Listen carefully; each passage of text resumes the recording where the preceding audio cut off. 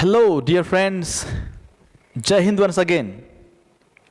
We are now going to study a lesson, a poem actually, from your Beehive textbook. And the title of the poem is The Legend from the Northland. Yes, this poem is very beautifully written by Phoebe Cary. Phoebe Cary was an American poet and wrote many poems. This poem is a ballad. You know what is a ballad?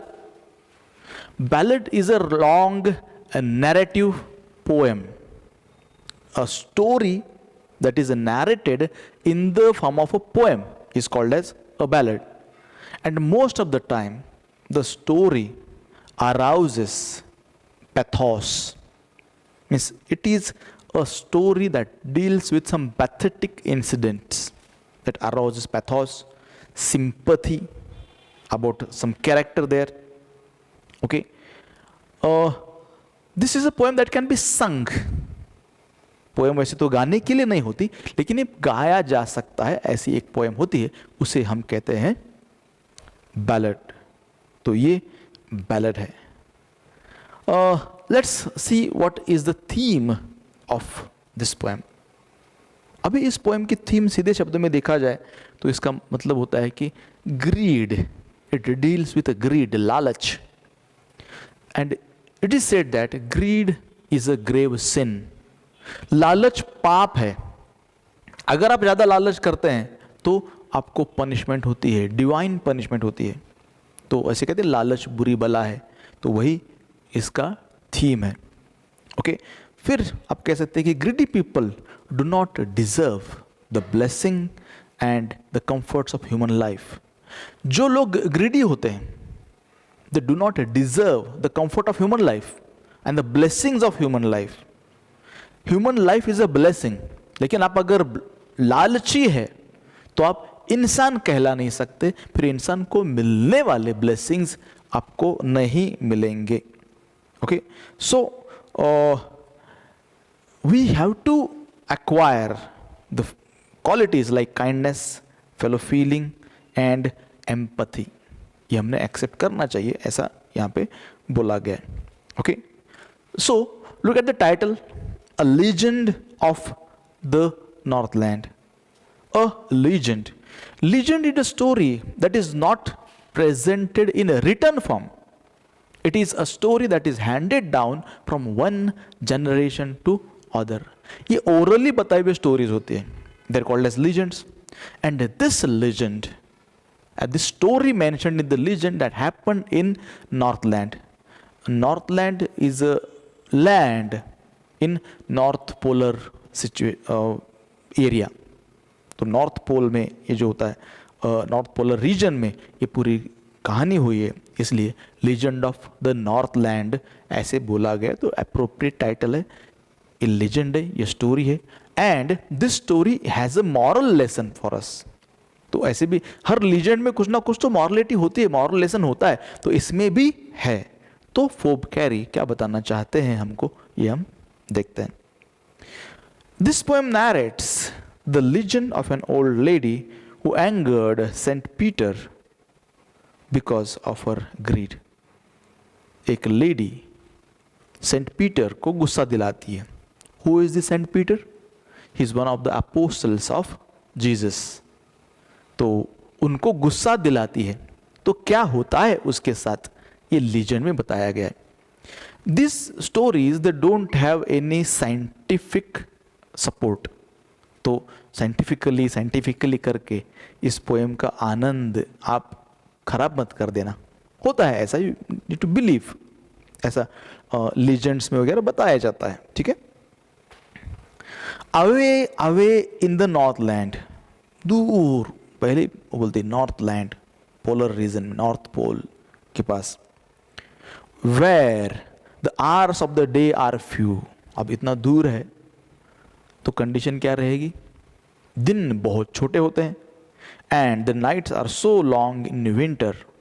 और रात इतनी बड़ी रहती है, रातें इतनी बड़ी रहती है विंटर में खास करके, that they can not sleep them through. Can not sleep them through मतलब रात भर सो ही नहीं सकते आप। ऐसा कहते हैं कि कभी कभी 5 घंटे का दिन, 6 घंटे का दिन, और फिर बाकी 18 घंटे रात। तो how can you sleep throughout the night? It is not possible. तो इवन 10 घंटे का भी दिन अगर बोले तो भी it is not possible to sleep for 14 hours. अंधेरा पूरा रहता है, तो you can not sleep them through. इतनी लंबी रातें होती है, ऐसा बोला है। Where they harness the swift reindeer. Reindeer is an animal. Harness मतलब टू टाई, बांधते हैं। वो रेंडियर्स को बांधते हैं, रेंडियर नाम के एनिमल को बांधते हैं। कहां पे? To the sledges when it snows. Sledge, sledge is a cart, एक गाड़ी है जिसको एनिमल्स पुल करते हैं। This is a vehicle that slides on the snow. जब स्नोफॉल ज़्यादा होता है तो वहाँ से दूसरी गाड़ियाँ जा नहीं सकती, तो उसके ऊपर स्लाइड करने वाली जो गाड़ी होती है उसको स्लेज कहते हैं। तो उसको वो लोग, स्लेज को रेंडियर बांधते हैं और reindeer pulls that sledge. When it snows and the children look like bear's cubs. Children look like bear's cubs. वो बेयर के कब के जैसे लगते हैं। बेयर भालू के बच्चों के जैसे लगते हैं। कब मतलब चिल्ड्रन। तो वो ऐसे कपड़े पहनते हैं ना, गरम गरम कपड़े पहन के, इतने हेवी कपड़े पहनते हैं जिसकी वजह से ऐसा लगता है कि वो भालू के बच्चे हैं। इंसान के रहते हैं लेकिन बेयर के बच्चे ऐसे लगता है। इन देयर फनी फरी क्लॉथ्स। फनी फरी एलिट्रेशन किया यहाँ पे, फनी फरी क्लॉथ्स। तो फर के कपड़े पहनते हैं। They tell them a curious story. They tell them, they मतलब लोग ऐसा बताते हैं। तो एक तरीका है जो पोएट को भी यूज करते हैं, this is a device which is called as distancing. मतलब हमको नहीं मालूम लेकिन ऐसा लोग बोलते हैं, ऐसा। ओके हमको कुछ बोलना है लेकिन हमको अगर दूसरे के ऊपर ढकेलना है तो ऐसा बोल सकते हैं हम। Distancing is a device. They tell them, वो लोग उन्हीं को बताते हैं, ऐसा भी बोला है। अ curious story. Curious means strange, अजीब सी कहानी वो बताते हैं। I don't believe it is true. देखो पोएट पहले से अपना पल्ला झाड़ लेते हैं। वो कहते हैं कि मुझे नहीं लगता कि वो सच है लेकिन कहानी तो है, बताऊंगा तो सही, मुझे नहीं लगता सच है, ऐसा। And yet you may learn a lesson if I tell the tale to you. ठीक है, हुई नहीं हुई कहानी अलग बात है, but if there is something to learn you must listen to me. तुमने सुनना चाहिए। वो कहती है कि मैं बताऊंगा तुमको कहानी। Once when the good Saint Peter, तो कहानी क्या है? Once when the good Saint Peter means one of the apostles of Jesus Christ lived in the world below. Lived in the world below मतलब एक तो वो स्वर्ग में रहते हैं, हेवन में, और दूसरा नीचे वाली दुनिया, धरती। तो इसको बोला है वर्ल्ड बिलो। एंड मतलब वो धरती पे थे तब। And walked about it preaching. Preaching मतलब to teach religious things, religious चीजें सिखाना, उसे कहते preaching. Just as a did, you know, वो हमेशा लोगों को सिखाते हैं रिलीजियस चीजें, वैसे ही सिखा रहे थे। He came to the door of a cottage. So he came to the door, एक कॉटेज के दरवाजे के पास वो आए।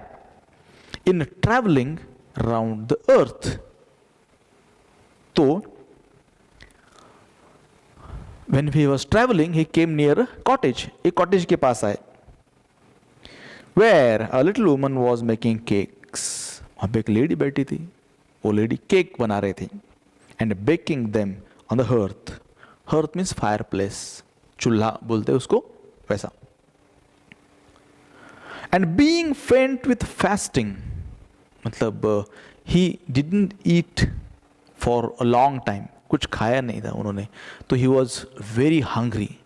ऐसा लग रहा था जैसे वो भूख से बेहोश हो जाएंगे, अनकॉन्शियस हो जाएंगे, फेंट हो जाएंगे. एंड बीइंग फेंट विथ फास्टिंग, यहाँ पे इसका मतलब वेरी वीक, कमजोर ऐसा भी होता है. For the day was almost done, it was evening time. दिन भर में कुछ नहीं खाया था, तो शाम का समय था, बहुत भूख लगी थी. He asked her from her store of cakes to give him a single one. तो बोला तुम्हारे केक्स के स्टोर में से एक मुझे दे दो सिर्फ. Only one, he asked. So she made a very little cake. तो छोटा सा केक उसने बनाया. But as it baking lay, means when it was there on the hearth, जब बेक हो रहा था, ले मतलब पड़ा रहना, baking lay, she looked at it and thought it seemed too large to give away. उसने सोचा इतना बड़ा केक है, था तो छोटा ही, लेकिन उसने सोचा कि इतना बड़ा केक मैं कैसे दूं उनको, फ्री में कैसे दे दूं, उसने सोचा. Therefore she needed another. Needed इसका मतलब होता है जो आटा गूंथते हैं ना हम, तो आटा गूंथने को बोलते हैं नीड. She needed another, एक और केक बनाया. And still a smaller one, वो पहले के केक से और छोटा था. But it looked when she turned it over as large as the first had done. ऐसा उल्टा पुल्टा करते समय, बेक करते समय ऐसा लगा ये तो पहले के इतना ही बड़ा है, उतना ही बड़ा है. Then she took a tiny scrap of duff. तो उसने डफ मतलब वो आटा जो गूंद के रखा है, दैट इज कॉल्ड एज डफ. तो एक छोटा सा टाइनी सा इत्तू सा एक स्क्रैप टुकड़ा निकाला. एंड रोल्ड इट फ्लैट, और उसको ऐसे एकदम रोल किया flat. And baked it thin as a wafer. तो उसका केक कैसा बना, एक वेफर के जैसा पतला सा.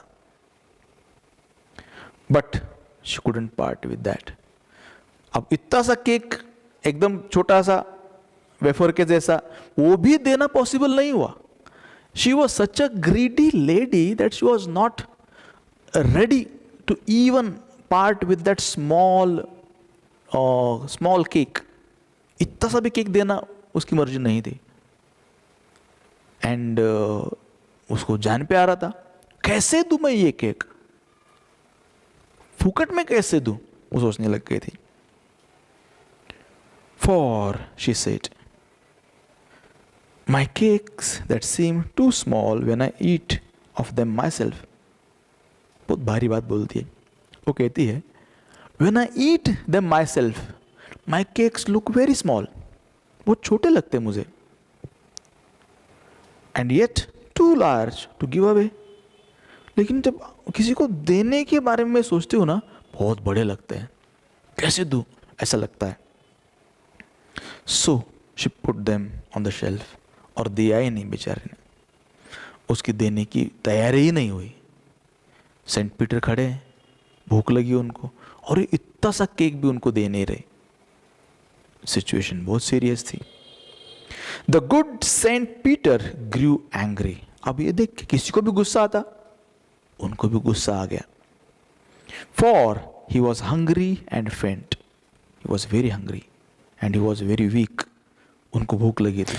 And surely such a woman was enough to provoke a saint. और ऐसी लेडी जो छोटा सा केक भी नहीं दे रही, she was enough to provoke मतलब उकसाना, उनका गुस्सा जगाने के लिए काफी थी. Though the saint was calm most of the time, but sometimes such incident occurred. जब सेंट लोगों के भी का भी कंट्रोल छूट जाता है, तो उनको भी गुस्सा आया. So provoke का मतलब है to make someone angry. And he said, you are far too selfish to dwell in a human form. तो उनको गुस्सा आया. उन्होंने क्या बोला, you are far too selfish. तुम बहुत ही ज़्यादा सेल्फिश हो, बहुत ही ज़्यादा सेल्फिश हो. To dwell मतलब to live in a human form. इंसान बनने के लायक नहीं हो, इतनी सेल्फिश तुम हो, तुम इंसान बन ही नहीं सकते. मैंने कहा to have both food and shelter and fire to keep you warm. And तुम इतनी selfish हो कि you cannot have these things, that you are not capable of having food, shelter, fire.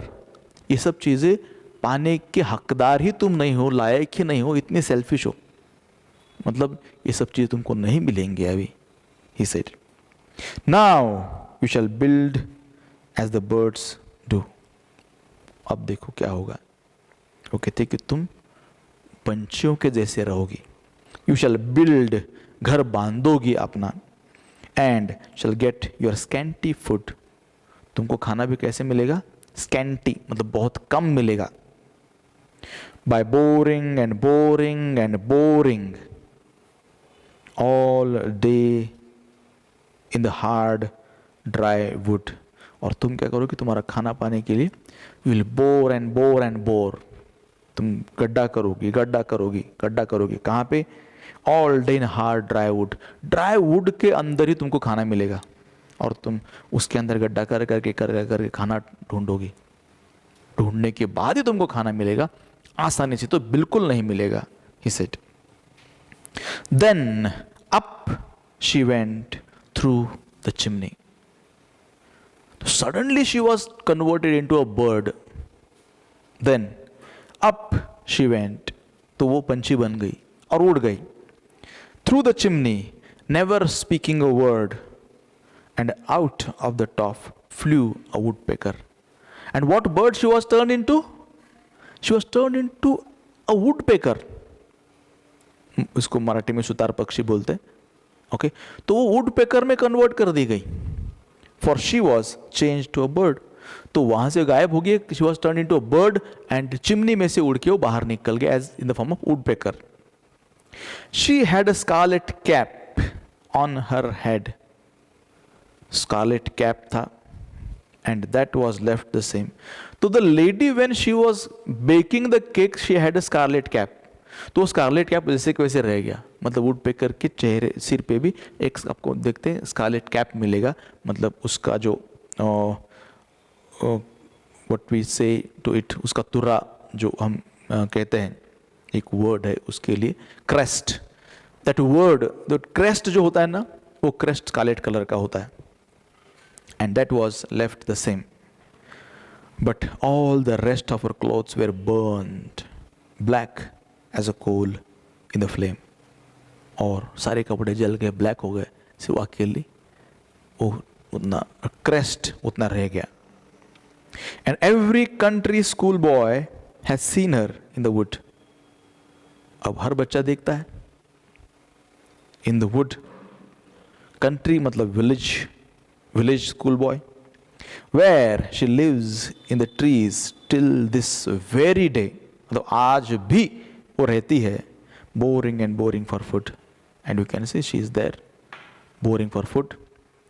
So woodpecker कैसा बना इसकी कहानी है. Though it is a legend, to believe it or not that is your choice. But ऐसा होता है कि woodpecker क्यों खाना ऐसा लकड़ी में, बाकी सारी जगह पे इतने सारी चीज़ें पड़ी रहती, लेकिन वुडपेकर लकड़ी से ही खाना क्यों चुनता है, तो उसकी ऐसी कहानी है कि सेंट पीटर को उन्होंने गुस्सा दिलाया था, इसलिए उनको ये श्राप है कि तुमको खाना आसानी से मिलेगा ही नहीं, इसलिए वुडपेकर ऐसा घूमता रहता है. Such kind of story is told here. This is actually very beautiful ballad, and you will see there is the figure of speech that is easily you can see, that is northland few winter through, मतलब northland के लिए हम बोलेंगे ए, few के लिए B, winter के लिए सी, और थ्रू के लिए फिर से B. The rhyming scheme I am talking about is A B C B. Okay, second line rhymes with the fourth line. A B C B इसलिए आया हुआ है, बाकी कोई लाइन राइम नहीं करता है. And then if you go to the second stanza, आप देख सकते हैं reindeer, snows, cubs, clothes. तो snows and clothes, these two words rhyme. There are many figures of speech as well in the poem which you can prepare if you go through it. So go through the textbook, learn the poem, go through the questions, and go to the reference books as well. Learn all the meanings which you find that they are new to you. This will help you to understand the poem better. Okay. See you soon with the next lesson. Jai Hind.